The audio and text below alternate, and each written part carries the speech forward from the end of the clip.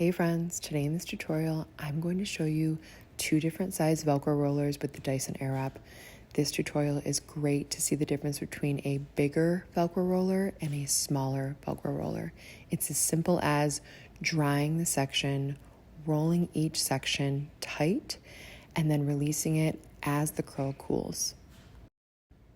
If you have any questions, please feel free to leave them in the comments. I would love to help.